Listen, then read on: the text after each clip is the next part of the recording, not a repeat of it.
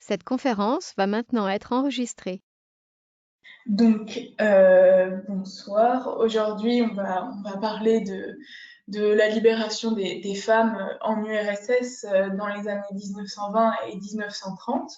Donc, les années 20 et 30, c'est le début du régime communiste en URSS, l'arrivée au pouvoir voilà, des bolcheviks.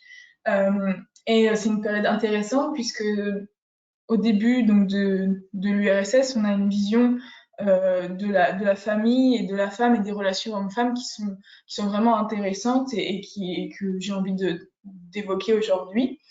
On a une nouvelle vision de la famille et vraiment des réflexions sur la manière de libérer les femmes de l'oppression qu'elles subissent. Alors, mon cours va se baser sur une lecture que j'ai faite d'une historienne américaine qui s'appelle Wendy Goldman et qui a écrit ce livre en 1993 que vous pouvez voir sur la diapo et qui s'appelle Women, the State and Revolution, Soviet Family Policy and Social Life. Euh, donc dans lequel elle traite de tous ces sujets. Donc je voulais en parler aujourd'hui puisque c'est très intéressant de voir le décalage entre un discours théorique assez utopique sur voilà, la libération de la femme, une nouvelle vision de la famille, etc. Et un décalage entre cette théorie et la réalité. Donc on va voir ça un peu en détail par la suite. Ce décalage entre la théorie et la réalité et la pratique. Euh, voilà. C'est une période complexe où on a vraiment une pensée, une réflexion sur l'émancipation des femmes, une volonté d'égalité homme-femme, puisque dans l'idéologie soviétique communiste, il y a vraiment l'importance de l'égalité, de l'émancipation des hommes, etc. Enfin, des hommes en général, des humains, quoi. Et donc, ce sont des choses importantes et il y a bien des synergies avec le combat féministe, puisque donc voilà, la libération des femmes et l'émancipation des femmes s'inscrit dans une volonté générale d'émanciper les hommes et que les hommes soient égaux entre eux. Donc, de ce point de vue-là, c'est une période intéressante à étudier.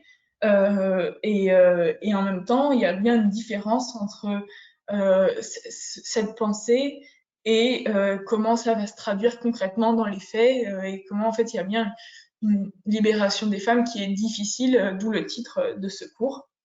Donc, voilà, les bolcheviks, pardon, sont arrivés au pouvoir en 1917 avec la révolution d'octobre. Donc c'est vraiment les années 20 et 30, c'est le début du régime communiste avec le début de l'URSS au début des années 20. Voilà. Donc l'idée est que en octobre 1918, on a un nouveau code de la famille qui instaure un peu une nouvelle vision de la famille et une nouvelle vision des rapports hommes-femmes. Donc je vais décrire un peu rapidement, enfin vous présenter un peu rapidement les principales idées de la pensée bolchevique à l'égard de la famille et des relations entre hommes et femmes.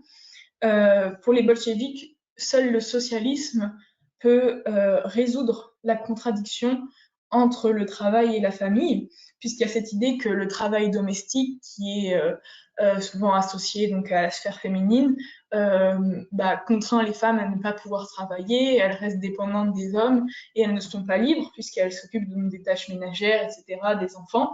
Et donc, sous le socialisme, il y a cette idée que le travail domestique doit être transféré à la sphère publique.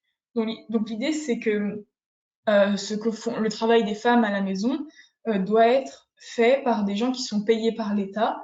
Il y aurait l'idée qu'en fait les femmes puissent être libérées et puissent s'émanciper parce que les tâches ménagères, etc., seraient donc transférées à la sphère publique. Et donc ce serait le rôle de l'État avec l'organisation par l'État de salles à manger, de buanderies, de garderies qui seraient communes.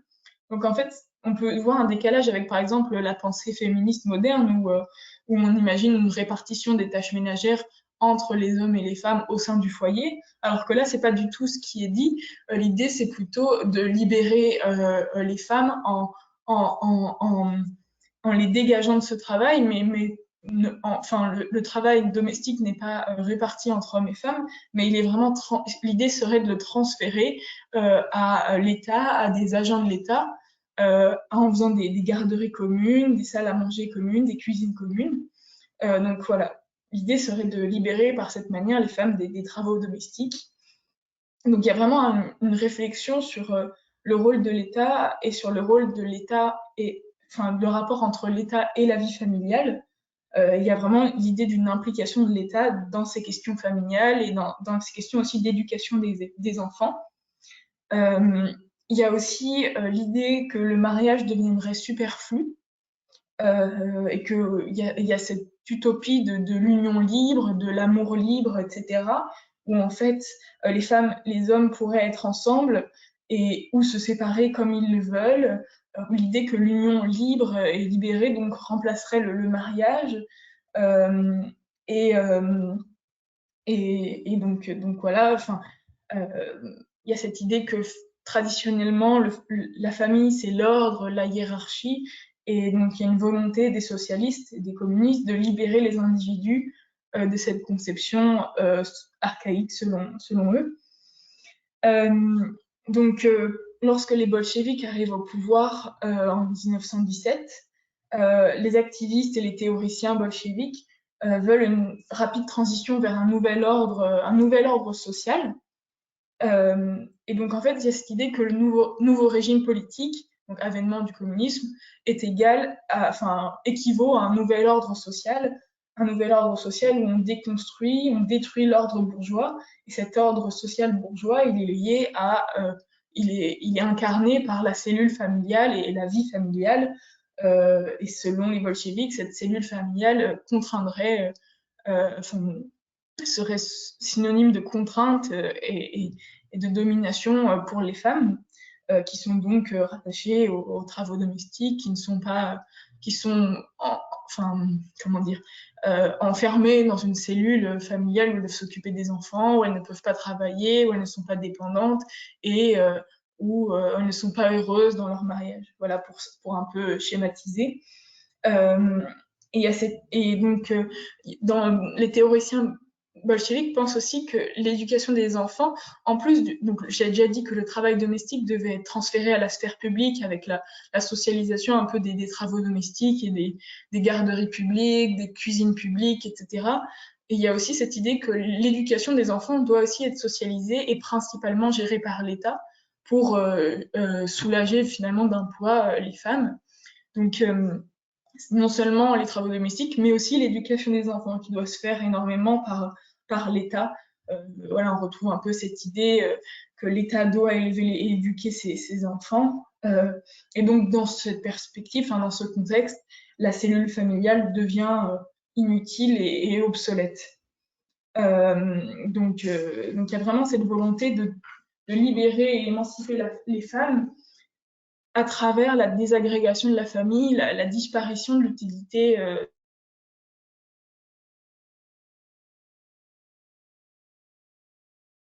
de la cellule familiale.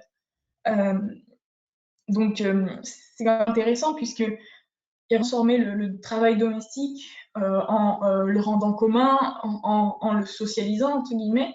Le travail domestique ne doit plus être un travail individuel qui relèverait de la sphère privée, donc de la cellule familiale, de la maison privée, et il ne doit plus être interne à la cellule familiale, il doit devenir commun pour libérer donc, les femmes.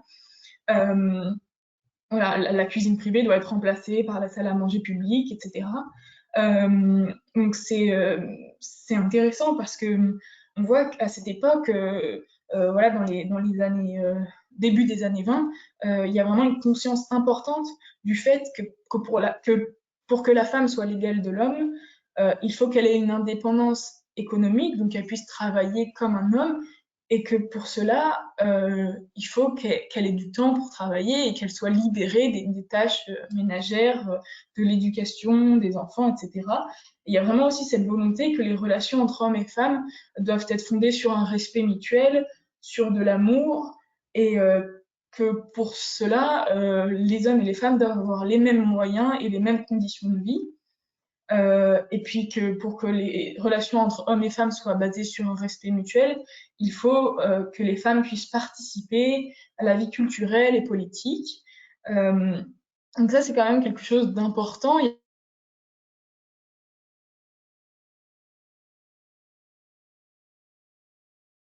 y a vraiment une conscience de cela, une réflexion sur l'importance du travail, la volonté d'émanciper, enfin, d'émancipation en libérant les femmes de ce travail domestique. Et donc c'est important quand même de noter qu'il y a vraiment une réflexion sur ces sujets-là. Et, euh, et encore une fois, c'est intéressant de voir comment aujourd'hui le problème n'est pas abordé de la même manière, puisque pour les féministes aujourd'hui, on a cette idée qu'il faut répartir les tâches ménagères entre hommes et femmes au sein de la famille, alors qu'à cette époque, on imaginait bien plus que en fait, les tâches ménagères devaient être transférées à la sphère publique, ce qu'on n'imagine pas, enfin, en tout cas différemment aujourd'hui. Voilà, comme je disais, il y a cette idée que les enfants seraient pris en charge par l'État dans des crèches publiques, dans des garderies, dans des écoles, avec l'idée d'une éducation qui serait, enfin une utopie d'une éducation égalitaire, là où on a vraiment une vision négative de la famille. La famille, c'est le règne de l'égoïsme, de l'individualisme. Et en fait, finalement, la cellule familiale est incompatible avec l'éthique socialiste, dans le sens où, en fait, je veux dire, la famille, c'est un peu cette idée que ceux qui font partie de ma famille et qui ont le même sang que moi valent plus que les autres. Et donc, il y a une forme de hiérarchisation des individus. Les gens de sa famille comptent plus, enfin, les gens de ma famille comptent plus à mes yeux que les autres individus. Et donc, on est loin de l'idée d'une éducation égalitaire dans un monde où le communisme règne. Voilà, enfin, il y a vraiment cette idée que la famille, c'est le règne de l'égoïsme, là où l'État doit éduquer les enfants, l'État communiste doit éduquer les enfants de manière égalitaire et oui, voilà, égalitaire. Et enfin, l'éducation ne devrait pas dépendre de la famille et des parents que l'on a.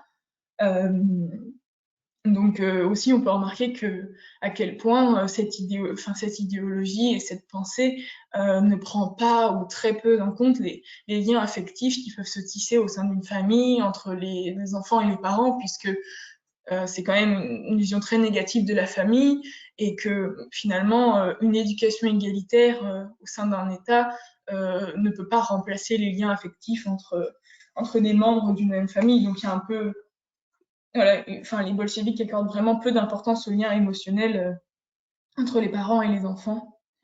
Euh, donc, il y a une sorte de tension entre l'individuel et le collectif, dans le sens où la liberté individuelle et donc l'émancipation des femmes va de pair avec l'élargissement considérable du rôle social de l'État, puisque l'État prendrait en charge l'éducation, prendrait en charge les tâches domestiques. Donc il y a une sorte de balance dialectique entre les deux, puisque la véritable liberté de l'individu va de pair avec l'augmentation des soins et de la responsabilité de l'État. Voilà, donc pour résumer rapidement, et comme on peut le voir un peu sur la diapositive, la vision bolchevique est fondée sur 4 concepts primaires. L'union libre, et donc la fin un peu du mariage, l'union libre enfin, avec le respect mutuel, l'amour, la liberté, etc. L'émancipation des femmes à travers le travail rémunéré et donc l'indépendance économique des femmes, favoriser le travail des femmes pour qu'elles puissent travailler comme les hommes, euh, la socialisation des tâches ménagères avec l'établissement de crèches, de salles à manger, de buanderies publiques pour libérer les femmes du travail ménager, et enfin la désagrégation de la famille. Voilà, c'est un peu les 4 piliers de la théorie et de la vision bolchevique au début des années 20. Donc ça, c'était pour présenter la théorie, la pensée, c'est pas, et on va voir un peu après comment ça a été mis en place concrètement et comment, enfin les difficultés qui ont été rencontrées. Ça qui est intéressant, c'est de confronter la pensée, la théorie avec la réalité. Donc je vais passer assez rapidement sur les origines un peu de cette pensée de l'émancipation des femmes, etc. Donc voilà, on peut s'intéresser au lien entre le marxisme et le sujet de la condition féminine. Donc, tout d'abord, il y a l'ouvrage de Friedrich Engels, La situation de la classe ouvrière en Angleterre en 1844. Dans ce livre, Engels parle du capitalisme et des effets du capitalisme sur la famille, en disant que à travers le capitalisme, les femmes vont travailler à l'usine et que en fait le travail des femmes, l'arrivée des femmes dans le monde du travail est synonyme de désagrégation de la famille, puisque les femmes ne s'occupent plus des enfants, ne s'occupent plus des travaux domestiques, elles vont à l'usine comme les hommes. Et en fait, au début, on a une vision très négative de ce changement avec l'avènement du capitalisme. Engels, dans ce livre, vraiment, il voit ça comme l'avènement du capitalisme est synonyme de la désagrégation de la famille, puisque la femme va travailler comme l'homme. Et pour lui, c'est vraiment une vision négative de ces changements, puisque voilà, enfin, le capitalisme a déréglé l'ordre social et il n'y a plus personne pour s'occuper des enfants, pour faire les tâches domestiques. Donc, dans ce livre, c'est encore une vision négative de ces changements, mais quand même, il faut en parler puisqu'il y a vraiment un début de réflexion sur la nature et le futur de cette division des travaux entre foyer et travail rémunéré. Et il y a vraiment une réflexion aussi sur le rôle des hommes et des femmes au sein de la famille. Donc voilà, c'est un début et c'est quand même voilà, un livre intéressant. Et ce qui est intéressant, c'est de voir vraiment le saut qui est fait en un an entre donc la situation de la classe ouvrière en Angleterre et ensuite, dans ce livre de Engels et Marx, l'idéologie allemande, donc qui a été écrit un an après, où là, on a vraiment une vision différente de ces changements, de cette division du travail et de la place de la femme dans la société. Ce livre est important puisque Engels et Marx relèvent dans ce livre que le fait que la famille n'est pas simplement une entité naturelle, biologique, donc l'idée qu'on serait d'une même famille puisqu'on a les mêmes liens de sang, enfin la même, enfin qu'il y a voilà, des liens biologiques, etc. entre les individus. Donc la famille, donc ça n'est pas que ça, c'est aussi une réalité et une entité sociale. Il y a vraiment cette volonté de montrer le rôle social de la famille. Donc c'est une forme sociale qui peut donc évoluer. Et donc le fait de montrer que la famille, ce n'est pas simplement une entité naturelle, mais c'est aussi une entité sociale, permet de penser comment la déconstruire, comment la changer, et permet de réfléchir sur les rôles sociaux des hommes et des femmes et de la place donc, de la femme dans la cellule familiale. Donc ce livre est important pour cela, puisque dans l'idéologie allemande, voilà, Engels et Marx posent la question du travail domestique, et il y a un besoin, il relève déjà le besoin de mettre en commun ce qui touche au domestique, à la sphère du domestique, pour permettre la libération des femmes. Donc il y a déjà cette idée un peu de mettre en commun les tâches ménagères pour pouvoir libérer les femmes. Voilà. Donc on passe avec l'idéologie allemande à une vision positive de cette abolition de la famille. Il y a cette idée que la nouvelle famille prolétarienne est un prototype des futures relations sociales. Il y a une sorte d'opposition entre la famille bourgeoise qui est basée sur la propriété, sur l'individualisme, qui s'opposerait à la famille ouvrière, la famille prolétarienne, celle qui verra le jour avec l'avènement du communisme. Et il y a un peu une vision romantique voilà, d'une union entre des individus qui ne seraient pas motivés par des considérations de propriété. Voilà, il y a vraiment une idéalisation de la famille prolétarienne, etc. Ensuite, il y a aussi le livre d'Auguste Bebel, La femme et le socialisme, qui est aussi assez important sur ces questions. Lui, il insiste notamment sur l'importance de l'union libre et les malheurs, entre guillemets, du mariage, en montrant que notamment la pulsion sexuelle est quelque chose de naturel et que le mariage moderne serait synonyme de malheur sexuel pour les femmes et que donc l'union libre et serait bien plus à même à libérer les femmes qui doivent, dans le mariage, réprimer leur puissant instinct naturel de désir sexuel. Et enfin, en 1884, on a le livre d'Engels, qui est assez important pour cette thématique-là, qui s'intitule L'origine de la famille, pardon, de la propriété privée et de l'État, qui est vraiment une réflexion sur l'origine de l'oppression des femmes. Et donc, selon Engels, le changement critique pour la position de la femme dans la famille est la domestication des animaux et le développement de l'agriculture. Et en fait, il y a cette idée qu'avec la domestication des animaux et l'agriculture, il y a un développement de la propriété privée. Et donc, en fait, la famille devient patriarcale. Et finalement, la femme devient un peu la possession de l'homme. Euh, donc, au sein d'une sphère qui instaure une forme de propriété privée. Le travail domestique n'est plus quelque chose de privé, mais pardon, le travail domestique n'est plus quelque chose de public, mis en commun, mais devient quelque chose de privé qui est lié au foyer individuel.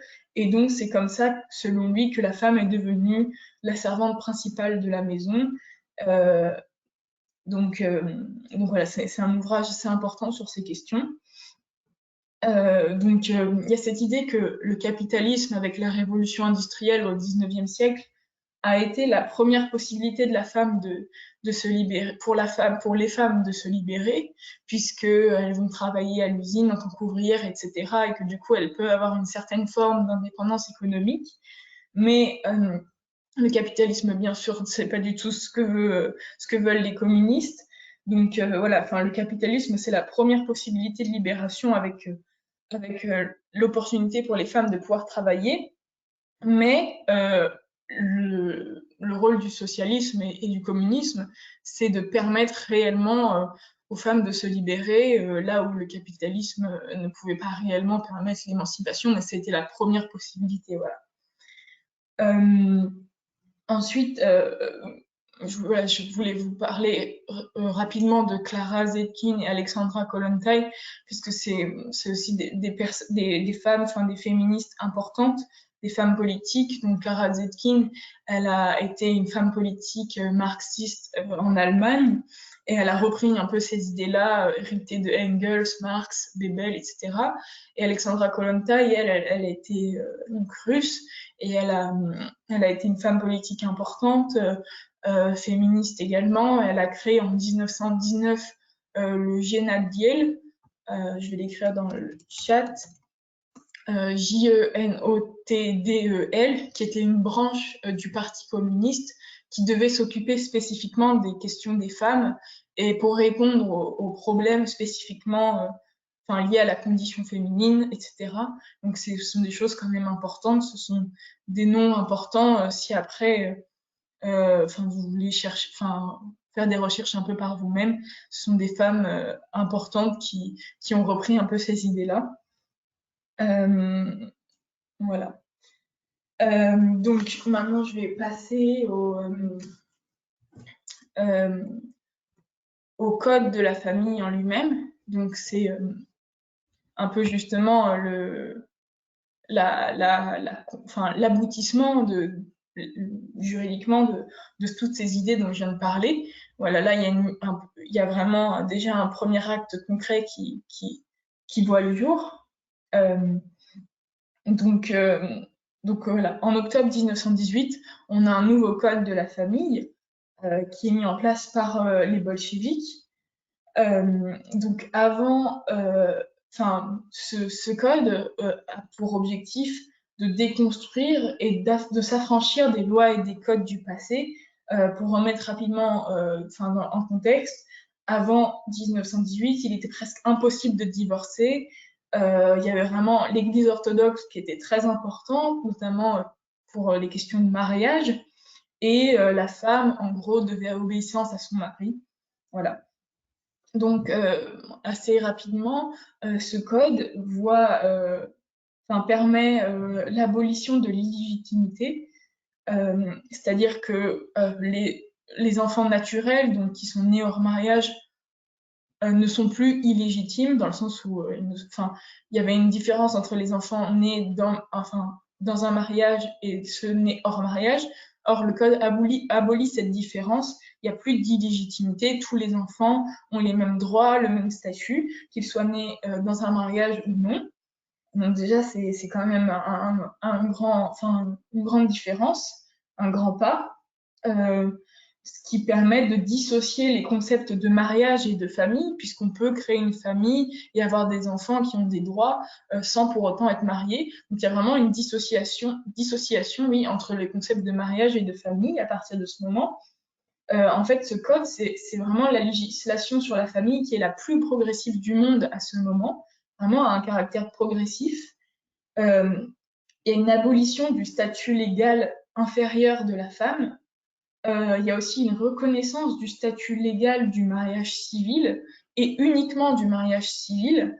Le mariage religieux est toujours pratiqué, mais perd de son influence et de son importance. Et c'est vraiment le mariage civil qui compte désormais. Le Code établit également le divorce à la demande de l'un ou l'autre des conjoints et sans motif nécessaire. Donc, il devient très facile de divorcer, autant pour les hommes que pour les femmes.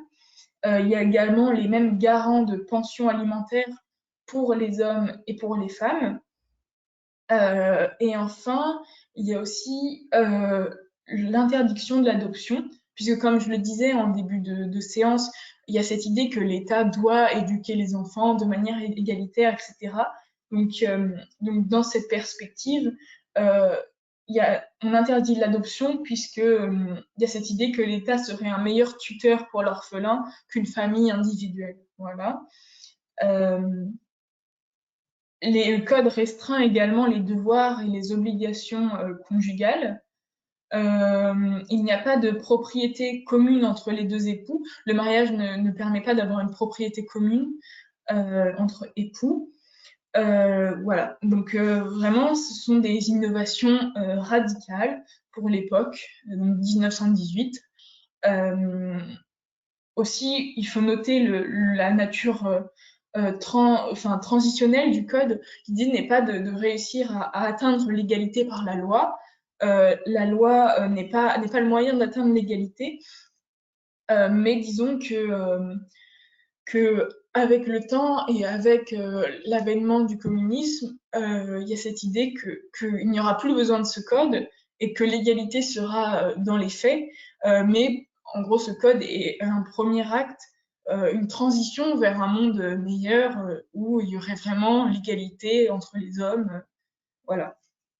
Donc, pour l'instant, on préserve quand même la famille comme unité première pour éduquer les enfants, mais c'est une sorte de transition où, dans un monde parfait, entre guillemets, où vraiment les hommes sont égaux, etc., il y aurait vraiment plus besoin de cette cellule familiale qui perdrait de son sens au fur et à mesure. Voilà. Donc, ce nouveau code de la famille, c'est vraiment une véritable rupture avec le passé. Là, j'en ai un peu fini sur les questions de théorie et un peu des idées bolcheviques, cette volonté de libérer, d'émanciper les femmes et les moyens mis en place pour y arriver. Est-ce que Cécile, tu as juste des questions, si tu veux me les écrire dans le chat? Juste peut-être si tu as des choses que tu n'as pas compris dans ce que j'ai énoncé là.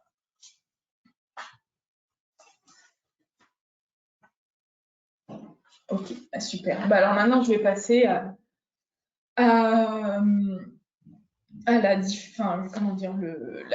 les conséquences de tout ça et la difficile réalité, en fait,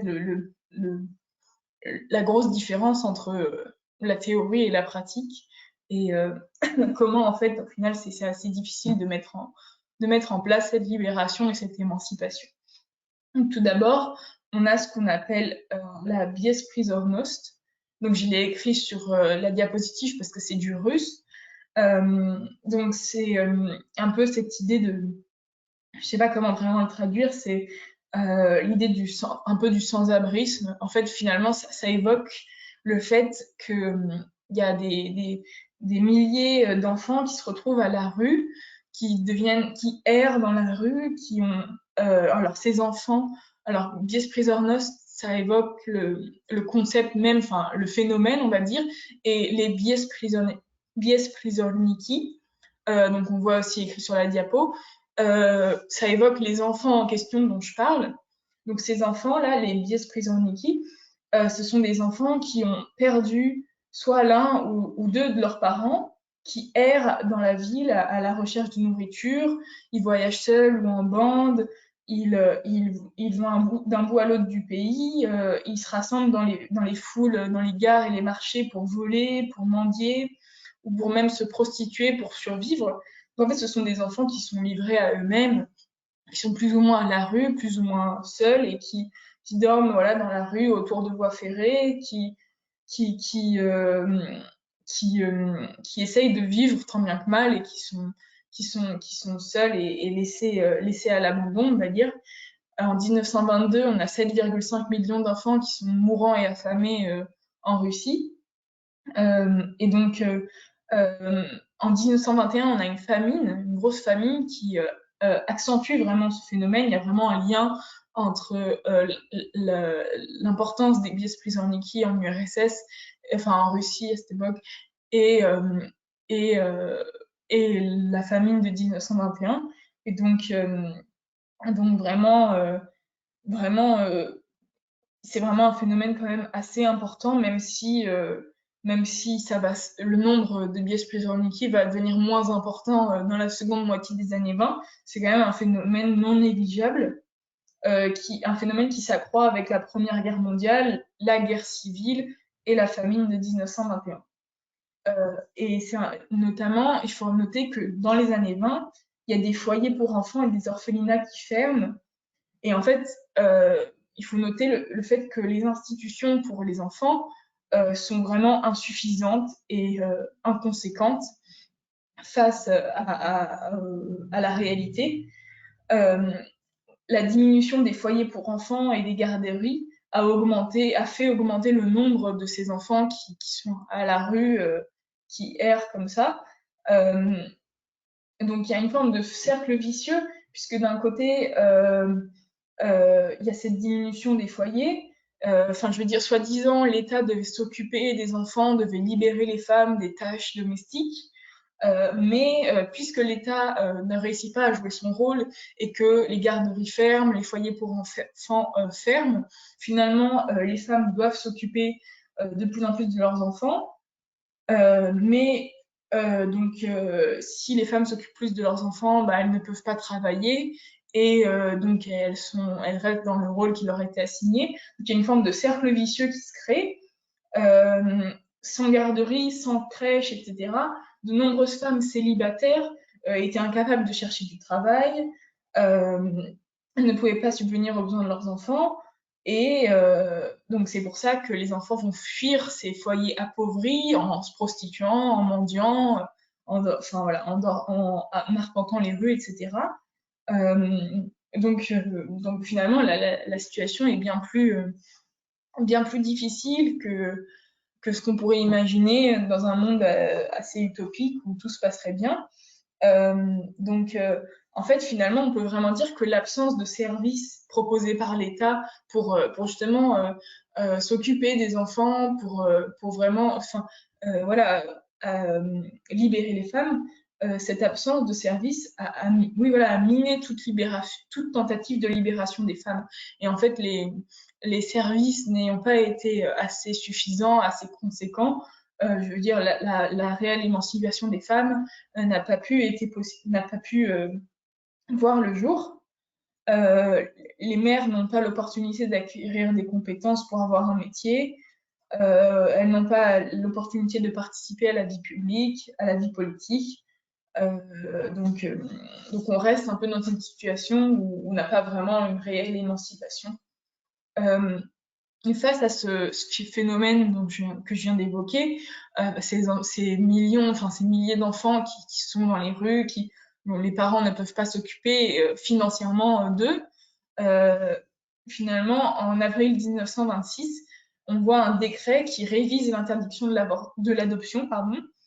Et donc, en fait, on encourage les familles de paysans à adopter des enfants pour faire en sorte qu'il y ait moins d'enfants comme ça qui se retrouvent dans la rue à mendier, en gros. Donc, c'est une option qui est attractive pour les familles de paysans, puisque ça fait de la main-d'œuvre agricole. Donc, les paysans ont bien envie de récupérer des enfants pour les exploiter, en gros.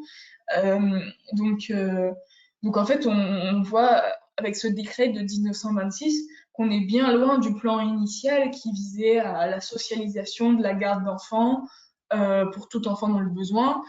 En fait, l'État ne joue pas son rôle, ne remplit pas son rôle. Il était censé s'occuper des enfants, les gérer et, du coup, par conséquent, libérer les femmes de ce poids. Et en fait, en ne remplissant pas son rôle, il dessert l'intérêt des enfants et des femmes.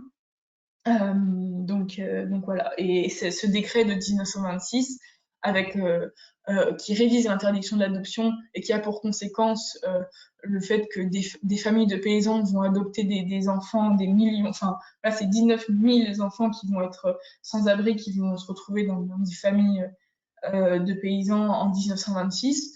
Et donc ce phénomène montre bien l'échec lorsque la réalité et la théorie s'entrechoquent.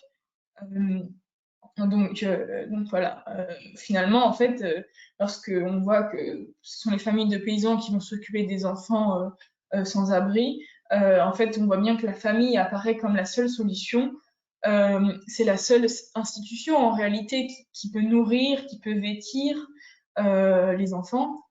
Donc, en fait, on voit bien avec cet exemple que la loi et la vie, la réalité concrète s'entrechoquent, entrent en collision et que c'est pas si facile qu'on pourrait le penser.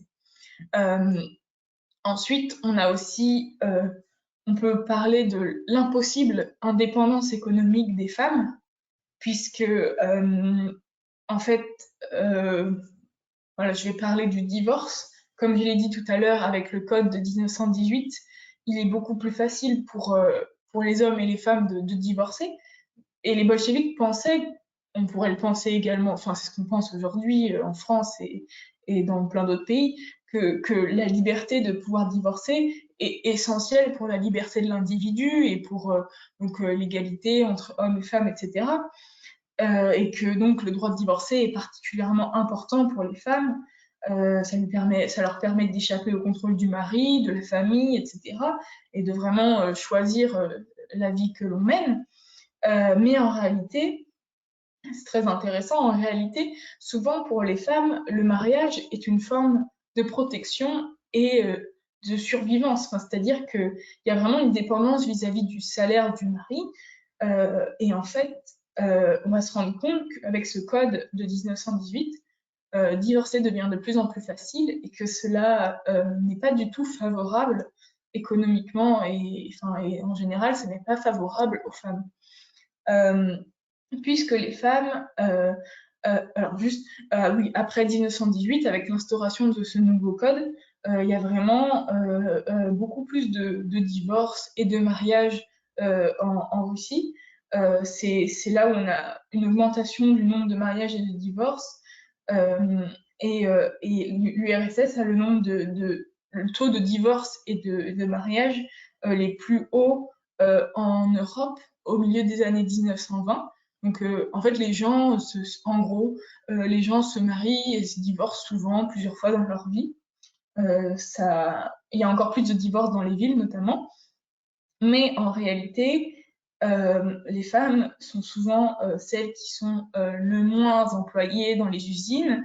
Elles ont plus de mal à trouver un travail que les hommes. Et en plus, elles sont souvent moins bien payées.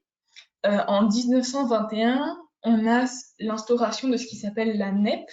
Donc, je l'ai écrit sur la diapositive. C'est la nouvelle politique économique. En fait, c'est une forme de libéralisation, libéralisation économique. En gros, il y a l'idée de redynamiser le pays temporairement en réinjectant un peu du capitalisme pour un temps limité. Donc, en gros, les entreprises d'État, enfin les entreprises qui avaient été nationalisées deviennent plus autonomes. Donc, on va pas entrer dans le détail parce que c'est pas le plus intéressant, mais en gros, avec l'instauration de la nouvelle politique économique en 1921, les femmes sont vraiment impactées puisque ce sont les premières qui perdent leur emploi. Il y a moins d'emplois à ce moment-là, enfin, on vire des gens, quoi, en gros. Elles sont les premières à perdre leur emploi. Et avec la fin de la NEP dans la deuxième moitié des années 20, elles vont être les dernières à être réembauchées. Donc c'est une période difficile pour les femmes sur le plan du marché du travail.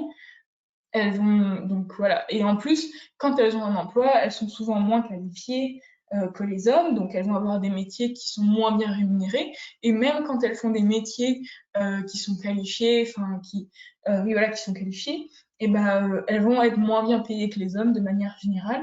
Donc c'est vraiment plus dur pour les femmes. Et l'indépendance économique qui est prônée par les bolcheviks, et qui, en effet, est importante. Cette pensée, l'indépendance économique des femmes, c'est quelque chose de très intéressant et de pertinent, mais la réalité est que c'est très difficile à acquérir cette indépendance économique. Et dans ce contexte, la facilitation du divorce, en fait, n'avantage pas du tout les femmes, puisque elles se retrouvent seules et elles n'ont plus le soutien économique avec le salaire de leur mari. Et en plus, souvent, du coup, elles doivent s'occuper des enfants qu'elles ont eus au sein d'un mariage. Donc, elles se retrouvent seules, divorcées et avec des enfants à charge. Et soit sans métier, soit sans emploi, soit avec un emploi peu rémunéré. Donc, on a vraiment une situation catastrophique, des conditions économiques très difficiles pour les femmes. Donc, à cette période, j'en ai parlé au début de la séance, existe dans les années 20 le Genadiel, donc Jenotdel.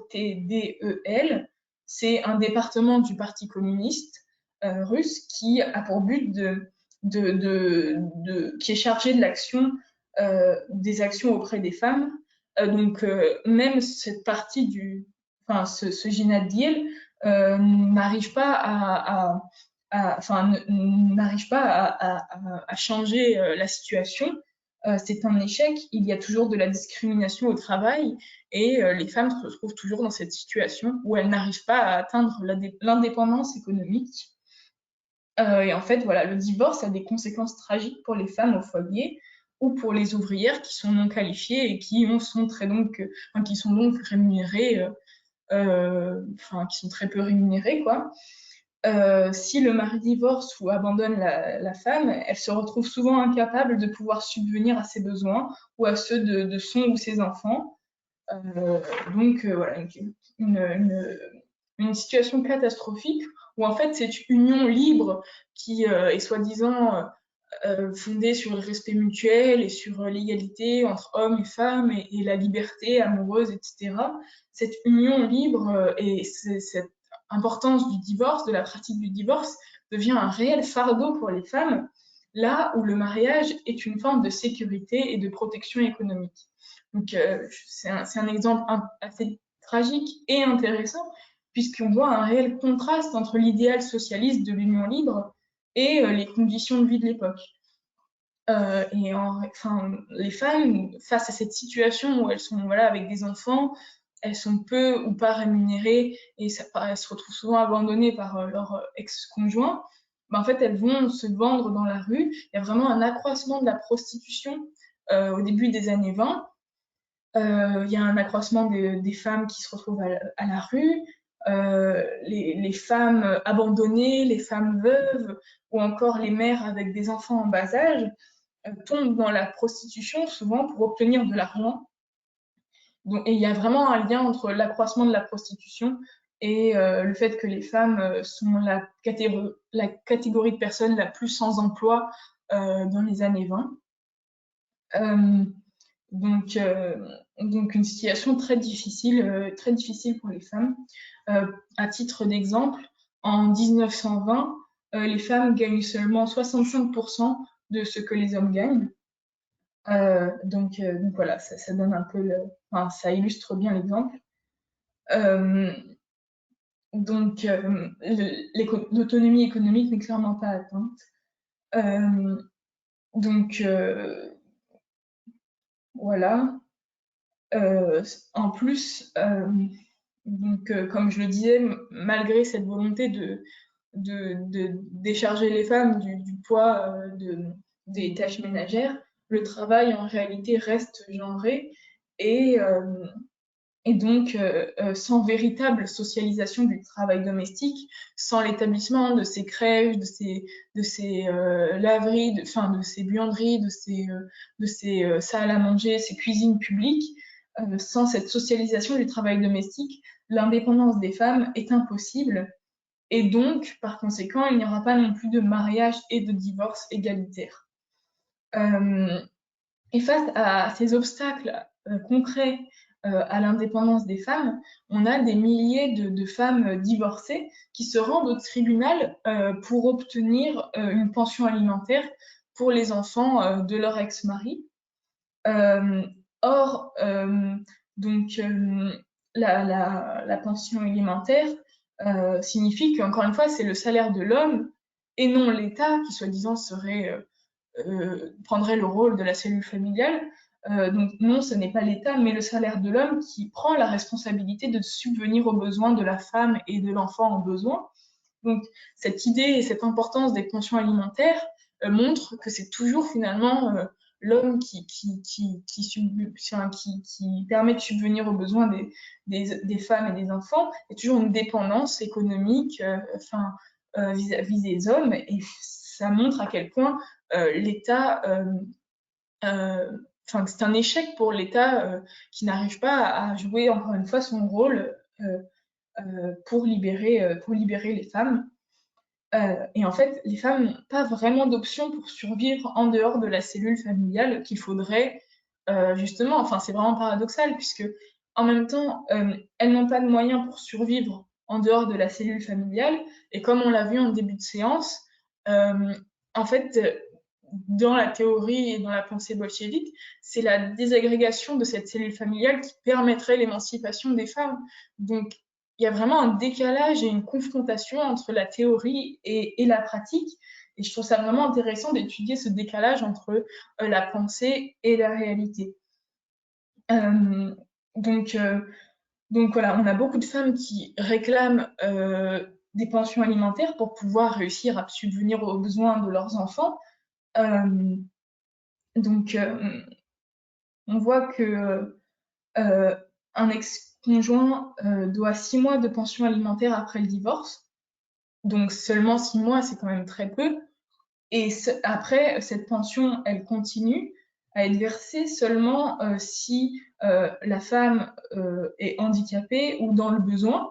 Donc, en fait, ça exclut vraiment toutes les femmes qui sont aptes à pouvoir travailler, mais qui sont très pauvres quand même. Elles ont un emploi, mais elles sont quand même très pauvres. Et donc, quand on travaille, mais avec un très bas salaire, on n'est pas concerné par cette règle. Et au bout de 6 mois, on ne touche plus de pension. Donc, c'est vraiment une situation dramatique. Et donc, dans beaucoup de cas, de toute façon, les hommes ne payent pas les pensions. Pour plusieurs raisons, il y en a qui juste s'en fichent, enfin, on refait leur vie, ou alors parce qu'ils n'ont pas reconnu la paternité sur l'enfant. Donc voilà, il y a des pères qui se désintéressent totalement de leur ex-famille, on va dire. Mais soit, et c'est quand même souvent le cas, et c'est important de le noter, soit c'est parce que les hommes n'ont même pas les moyens de payer la pension pour subvenir aux besoins de leurs enfants. La Cour demande de payer, mais les hommes ne peuvent pas payer puisqu'ils sont aussi quand même assez mal payés. L'URSS, c'est pas un pays où on vit dans l'abondance, voilà. Et déjà, eux, s'ils se sont remariés, s'ils ont fait de nouveaux enfants, ils ont une nouvelle femme, bah, ils doivent travailler et subvenir aux besoins de cette famille. Et donc, en fait, souvent, ils n'ont même pas les moyens de pouvoir venir en aide à leur ex-femme ou à leurs enfants issus d'un autre mariage. Donc, en fait, c'est important de noter que dans ce système, les hommes se retrouvent autant victimes que les femmes. Il y a beaucoup d'hommes qui vivent ça comme une injustice et qui se retrouvent complètement appauvris et qui ne peuvent plus subvenir à leurs propres besoins. Donc voilà. On a vraiment une situation de misère, une véritable misère qui est créée par l'instauration du divorce et la facilitation du divorce. Et on voit bien que l'indépendance de la femme, en dehors de l'unité familiale, est impossible tant qu'il y a du chômage, tant qu'il y a un manque de services sociaux, tant que les emplois non qualifiés sont réservés aux femmes, tant qu'il y a une pauvreté extrême, et c'est une réalité très importante en URSS quand même. Donc tous ces problèmes sociaux importants que je viens d'énoncer et que j'ai assez détaillés dans cette première partie de séance empêchent l'émancipation de la femme, enfin des femmes, et donc l'idéal d'une union libre avec la facilitation du divorce a des conséquences tragiques sur la vie des hommes et surtout des femmes à cette époque. Voilà. Donc, je vais passer le petit point un peu sur comment dire, sur les campagnes, mais en gros, bon, très rapidement, en plus, une question. Que dit le code à propos de la contraception? Était-ce encouragé à cause de tous ces enfants dans le besoin? Eh ben, écoute, je vais répondre rapidement, mais ça va être justement, là, je vais garder un petit peu de temps pour pouvoir parler dans les dernières 15 minutes de la question de l'avortement, puisque moi, c'est ce sur quoi je travaille. Donc, je pense que ça va un peu rejoindre, enfin, ça rejoint même carrément tes interrogations, en fait, mais la contraception en tant que telle est pas énormément pratiquée et pas tellement et même pas du tout répandue dans la culture russe et soviétique. En fait, il est plus question de l'avortement comme moyen de limiter les grossesses et les enfants, plus que la contraception. C'est plus l'avortement que la contraception, même beaucoup plus. Et on va y venir là, on va y passer les dernières minutes du cours. Donc voilà. Et si tu as encore des questions après, j'y répondrai. Voilà. Euh, donc, euh, donc oui, et en plus, juste très rapidement, dans le monde paysan, et il y a encore beaucoup de paysans en Russie à ce moment-là, c'est très difficile de mettre en place ces mesures où on facilite le divorce, où on essaye de rendre la cellule familiale moins importante, puisque en gros, l'organisation enfin, comment dire, oui, voilà, l'organisation du travail et de la vie dans les campagnes, elle est vraiment basée sur cette cellule familiale où la cellule familiale se répartit les tâches pour travailler la terre, etc., pour produire des productions agricoles. Et donc, je veux dire, permettre la désagrégation de la famille et faciliter le divorce, ça perturbe énormément cette tradition et, euh, et ça perturbe énormément le monde et le fonctionnement des moyens de production, enfin l'organisation du fonctionnement des moyens de production enfin, dans les campagnes. Donc il y a un code de la terre en 1922 qui est rédigé et qui est mis en place et qui est une sorte de compromis entre préservation de ces traditions pour éviter de trop bousculer les choses et de créer, enfin, et de semer le trouble, quoi. Donc un compromis entre tradition et affirmation et révolutionnaire de l'égalité homme-femme. Voilà. Mais c'est quand même très difficile à mettre en œuvre dans les campagnes, là où en gros le travail en groupe et je veux dire au sein d'une famille est important pour pouvoir produire des biens agricoles. Enfin, en octobre 1925, on a un nouveau code de la famille pour se rapprocher encore plus de l'idée de l'union libre et se dégager encore plus de l'idée de la famille et accorder encore moins d'importance au mariage. Mais en fait, toutes ces mesures ont pour but ont pour conséquence, pardon, de renforcer le chaos social. Et donc, c'est encore plus compliqué après cette période. Voilà. Alors maintenant, vu que on va s'arrêter à 19h30, donc je vais passer les 20 dernières minutes à parler de la question de l'avortement, puisque c'est un cas assez intéressant et vraiment spécifique à l'histoire de l'URSS, puisque l'avortement est légalisé en 1920. Donc c'est la première fois, le premier État qui légalise l'avortement. Donc c'est quand même une mesure assez importante. 1920, c'est très tôt. Si on regarde en France, c'est 1975, par exemple. Donc c'est assez intéressant et encore une fois novateur et original. Mais il est important de noter que dans les années 20, les débats autour de la légalisation de l'avortement ne sont pas pensés en termes de droits individuels ou de droits des femmes.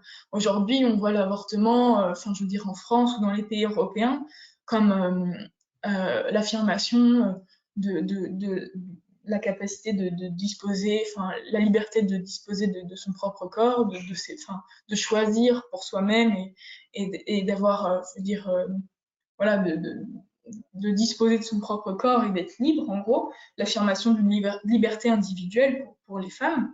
À cette époque, avec la légalisation de 1920, l'avortement n'est pas du tout perçu comme le droit des femmes à disposer de leur propre corps. C'est quand même important de le noter, puisque l'idée principale de la légalisation de l'avortement est de combattre la pauvreté, de venir en aide aux femmes pauvres et vulnérables. Donc ça rejoint un peu ce que tu disais, Cécile, c'est-à-dire que la légalisation de l'avortement est motivée pour des raisons socio-économiques, qui est que, en fait, à cette époque, avoir un enfant, et même toujours aujourd'hui, avoir un enfant, c'est une charge énorme, économique, de temps, etc. Et que dans un pays pauvre, voilà, en fait, ça rend, ça complique la situation et ça amène à des situations tragiques. Et donc, c'est dans cette perspective-là que lorsque les communistes arrivent au pouvoir, ils veulent permettre aux femmes et aux familles de vivre dans des conditions meilleures et donc ils légalisent l'avortement voilà, pour des raisons socio-économiques. Et également pour favoriser le travail des femmes, parce que justement pour que voilà, elles puissent avoir moins d'enfants et qu'elles puissent plus travailler et donc avoir un salaire et donc vivre dans des conditions meilleures. Euh, donc voilà. Mais ouais, encore une fois, c'est pas la volonté que les femmes puissent disposer de leur propre corps et choisir pour elles-mêmes. C'est pas ça, c'est vraiment des raisons socio-économiques pour éviter que ce soit trop dur pour elles et que de toute façon elles vivent trop dans la misère. Et d'ailleurs, voilà, en fait, la libéralisation de l'avortement, la légalisation de l'avortement est présentée comme un moindre mal, c'est-à-dire que il y a cette idée, avec l'idéologie communiste, que en gros, au début, lorsque le communisme arrive au pouvoir, la situation est catastrophique, et avec l'avènement du communisme, de toute façon, la situation va être idyllique et parfaite, j'exagère, mais voilà, que ce sera des bonnes conditions pour les femmes et que du coup, elles pourront être mères, et donc quand le communisme sera vraiment installé dans le pays, là, on n'aura plus besoin de l'avortement, et donc on l'abolira à long terme. Mais là, en l'état actuel, vu que c'est une situation trop catastrophique, il faut venir en aide à ces femmes, etc. Donc il y a cette idée d'une nature un peu provisoire de l'avortement qui est vue comme un moindre mal. Il n'y a pas une défense de l'avortement comme une chose qui serait bonne, c'est peut-être pas le bon mot, mais qui serait un progrès pour la libération des femmes. Et donc, voilà, j'ai mis sur la diapositive le préambule du décret du 18 novembre 1920 qui légalise l'avortement. Et on peut y lire l'État soviétique lutte contre l'avortement, donc voilà, qui montre à quel point on ne prône pas idéologiquement l'avortement comme un progrès social pour les femmes, etc. L'État soviétique lutte contre l'avortement en renforçant le régime socialiste et la propagande développée contre lui parmi les femmes actives et en se donnant les moyens d'une protection de la maternité et de l'enfance, il conduit à la disparition progressive de cette pratique. Cependant, les survivances du passé et les conditions économiques actuelles amènent encore les femmes à se résoudre à cette opération. Donc ça résume bien ce que je disais, c'est-à-dire qu'à terme, quand la situation économique, sociale ira mieux, il y a cette idée que les femmes pourront s'épanouir en tant que mères et en gros, voilà, s'occuper des enfants et que par conséquent, on n'aura plus besoin de l'avortement. Euh, voilà. Donc, il faut noter qu'il y a des critères qui sont très spécifiques pour avorter. Par exemple, en gros, plus on est dans une situation dans le besoin, plus c'est facile d'avorter, c'est-à-dire qu'il y a vraiment une hiérarchisation pour avoir accès à l'avortement de manière gratuite. Les premières à en bénéficier sont les chômeuses qui sont seules, puis les femmes seules qui travaillent et qui ont déjà un enfant. Viennent ensuite les femmes qui travaillent dans l'industrie et qui ont plusieurs enfants, les femmes d'ouvriers qui ont plusieurs enfants, voilà, et enfin les autres femmes. Donc il y a une sorte de hiérarchisation qui va dans le sens de ce que je disais, c'est-à-dire que c'est les femmes qui sont le plus dans la misère, qui en ont le plus besoin, qui peuvent avorter. Voilà, enfin, qui peuvent avorter en premier, quoi, et de manière gratuite. Donc on peut vraiment percevoir dans cet ordre, dans cette hiérarchisation, le reflet des théories qui affirment une relation inverse entre niveau de vie et nécessité de limitation des naissances. Donc, plus on a un niveau de vie faible, plus on a besoin de limiter les naissances. Et on va voir qu'en fait, en réalité, ça se passe pas comme ça. C'est-à-dire que avec les statistiques, etc., on se rend compte que les femmes qui avortent le plus, c'est pas celles qui en ont entre guillemets le plus besoin, qui sont le plus dans la misère, etc. Mais ce sont bien les femmes qui n'ont pas envie d'avoir de nouveaux enfants. Ce sont souvent des femmes mariées qui habitent en ville, etc. En fait, voilà, c'est souvent une femme qui a la vingtaine ou la trentaine, qui est souvent mariée, qui a déjà eu des enfants et qui veut plus en avoir. C'est un peu je peux pas détailler, enfin là, j'ai pas trop le temps, mais pour résumer, c'est un peu ces femmes-là qui vont avorter. C'est pas forcément la femme seule qui est dans le besoin et qui peut pas subvenir aux besoins de l'enfant qu'elle a dans le ventre. En fait, voilà, les femmes qui avortent ne le font pas forcément pour des raisons liées à la pauvreté. C'est plus complexe que ce que pourrait penser l'État soviétique. Euh, D'autant plus, comme je le disais tout à l'heure, la contraception n'est pas du tout développée, donc l'avortement est utilisé comme un moyen de contraception, comme aujourd'hui on pourrait utiliser des moyens de contraception pour ne pas avoir d'enfants. Bah, voilà, à cette époque, beaucoup de femmes pouvaient avorter pour simplement limiter leur famille, quoi. Enfin, pas forcément parce qu'elles étaient absolument dans le besoin. Euh, et aussi, il faut noter qu'il y a toujours la persistance de l'avortement illégal qui, de toute façon, existait avant, existe à ce moment, existera toujours après. Euh, voilà.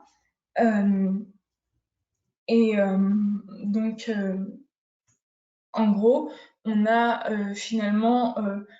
enfin, non, pardon, je suis juste un petit peu avant. On se rend compte, finalement, au début des années 30, que l'amélioration des conditions matérielles et l'amélioration du niveau de vie vont de pair avec le déclin du taux de natalité. Et ça, on l'a appris et on peut en faire l'expérience aujourd'hui, c'est-à-dire que plus on a un niveau de vie élevé, on n'a pas moins on a d'enfants. Enfin, c'est-à-dire que finalement, les soviétiques se sont un peu trompés dans la mesure où enfin pas trompés, mais je veux dire, ils ont une vision un peu simpliste dans la mesure où l'amélioration des conditions matérielles euh, n'est pas synonyme euh, de, l'amélioration des conditions matérielles n'est pas synonyme du, euh, de l'accroissement du taux de natalité. Et donc, lorsque les soviétiques se rendent compte que l'amélioration des conditions de vie matérielles est plutôt synonyme finalement du déclin du taux de natalité, ils en arrivent à conclure qu'il faut changer la loi sur l'avortement. Et donc, on a en plus, dans ce contexte, vraiment un déclin de la natalité. Les femmes font de moins en moins d'enfants. Et dans cette perspective donc de relancer un peu la natalité du pays, on va réinterdire l'avortement en 1936, comme vous pouvez le voir sur la diapositive. Euh, donc pour régler ce problème de natalité, de taux de natalité, on réinterdit l'avortement et dès 1938, le taux de natalité va recommencer à chuter. Donc en fait, c'est même une mesure qui ne va pas être tellement, qui ne va pas du tout porter ses fruits, puisque de toute façon, les femmes continuent à avorter de manière illégale, donc ça n'est pas vraiment une mesure qui permet, qui permet un regain de natalité, quoi. Donc, euh, donc ça, c'est un peu les visions officieuses de pourquoi l'avortement était de nouveau interdit, qui étaient donc des mesures vraiment pronatalistes, pour, mais en réalité, je veux dire officiellement, Staline et les soviétiques disaient que c'était parce que en gros, euh, la situation était devenue parfaite et favorable pour les femmes et pour les familles, et que du coup, on n'avait plus besoin de l'avortement, alors qu'en fait, c'est complètement faux. Je veux dire, les femmes vivaient toujours dans des situations assez désastreuses, et elles avaient besoin de l'avortement pour contrôler leur naissance. Donc il y a vraiment un déni de la réalité pour pouvoir donc le discours idéologique abstrait prévaut sur la réalité concrète et les observations sociales. Et en fait, voilà, pour conclure, avec les années 30 et le rétablissement de l'interdiction de l'avortement en 1936, il y a cette idée qu'on réintroduit, on recommence à promouvoir la responsabilité familiale, puisque comme je l'ai montré tout au long de cette séance, finalement la famille, face à ces échecs, on se rend compte que la famille et la cellule familiale est la seule entité qui peut réellement s'occuper des enfants, etc. Et donc, en fait, finalement, on réarrive à promouvoir cette responsabilité familiale, notamment en interdisant l'avortement. Il y a une volonté idéologique avec l'arrivée de Staline au pouvoir dans les années 30, une volonté idéologique de réhabiliter la famille en tant que cellule de base de la nouvelle société soviétique. Donc vraiment, on est parti au début de la séance avec, dans les débuts des années 20, une volonté de détruire la famille pour libérer les femmes. Et en fait, finalement, avec deuxième moitié des années 30, on en vient à un nouveau modèle où finalement, on réhabilite cette cellule familiale comme le cœur, le centre de la nouvelle société soviétique. On a vraiment un retournement de situation en 2 décennies que j'espère vous avez pu un peu comprendre aujourd'hui avec cette séance. Euh, donc, en fait, il y a vraiment une forme d'échec avec cette idée que la famille est la seule organisation sociale qui permet de maintenir en ordre la société. Euh, donc, pour conclure, alors juste oui, l'avortement, il a été rétabli en 1955, il est de nouveau autorisé, donc après la mort de Staline. Mais quand même, je trouve intéressant de parler de sous Staline, de ce retour finalement, retour en arrière, entre guillemets, avec le fait que l'avortement est de nouveau interdit et qui va de pair avec cette nouvelle promotion de la famille. Et donc, entre 1917 et 1936, on a donc un complet retournement de situation avec un renversement de la vision qu'on peut avoir sur la famille. Euh, Ce que je voulais dire pour conclure très rapidement, c'est que, en fait, il est intéressant de noter à quel point cette nouvelle politique à l'égard de la famille, cette politique stalinienne, est une politique qui est une forme de déformation de la vision socialiste de la famille qu'on a étudiée au début de la séance, puisqu'en fait, c'est pas comme si Staline se montrait comme une forme en rupture finalement avec les années 20 en disant bah nous on veut pas de l'émancipation des femmes, nous ce qu'on veut c'est la famille, le rétablissement de la famille, etc. Non, Staline ne se présente pas comme ça, il ne présente pas sa politique de cette manière. C'est beaucoup plus subtil et beaucoup plus intéressant et complexe, c'est-à-dire qu'il clame une certaine continuité avec ses idées et ses législations des années 20 qu'on a étudiées tout au long de cette séance. Pour lui, en fait, il se voit comme une forme d'héritier de cette pensée, et en fait, c'est là où c'est beaucoup plus tragique et pervers que ça en a l'air, c'est-à-dire que le Parti communiste présente la politique stalinienne comme la véritable héritière de la conception socialiste originale, alors qu'en réalité, comme on vient de le voir, on a vraiment une position complètement opposée sur la question de la famille. Il y a un retournement de l'idéologie qui est présenté en fait comme une continuité logique des choses. Et en fait, pour les générations suivantes de femmes soviétiques qui vont naître dans les années 40, 50, etc., et qui ne connaissent pas et qui n'ont pas fait l'expérience des années 20 et des idéaux des années 20, en fait, pour elles, les notions de socialisme et de libération des femmes vous renvoyer à la politique stalinienne qui prône à nouveau l'importance de la famille, etc., et qui se positionne comme héritier des années 1920. Et en fait, Staline proclame toujours l'émancipation des femmes, reprend cette idée de libération des femmes, etc., alors que les idées et les actes politiques ne sont plus du tout les mêmes que ceux des années 1920. Donc on a à la fois un retournement de l'idéologie et dans le même temps la proclamation d'une continuité qui est complètement construite et factice. Donc voilà. Juste en un mot, je voulais vous parler de cette période puisque je trouvais aussi intéressant de montrer que tout n'est pas noir ou blanc, puisqu'on a dans les années 1920 vraiment des réelles volontés d'émanciper les femmes, d'améliorer la condition féminine, de leur permettre l'indépendance économique, etc. Mais comme on l'a vu, la théorie et la pratique sont deux choses différentes et c'est pas pour autant que la réalité est mieux. Elle est même sous certains aspects beaucoup plus difficile et elle amène notamment à un changement de politique dans les années 30 avec de nouveau la promotion de la famille comme ordre social, etc. Et donc, c'est intéressant de voir comment on peut nuancer son discours et voir comment, à la fois, il y a des volontés d'émanciper les femmes et des échecs concrets, et donc que tout n'est pas noir et blanc, ou blanc, et que c'est bien plus nuancé que ça. Voilà, on va s'arrêter là pour aujourd'hui, parce qu'il est l'heure. Est-ce que vous avez des questions?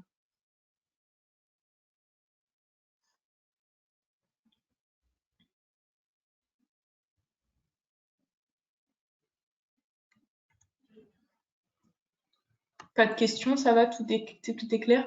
Ok. Je vois dans le chat que yes, tout va bien. Très bien. Et ben, écoutez, j'espère que cette séance vous a plu, que j'ai pu vous apprendre certaines choses voilà, qui vous ont intéressé. Et je vous souhaite une bonne fin de soirée.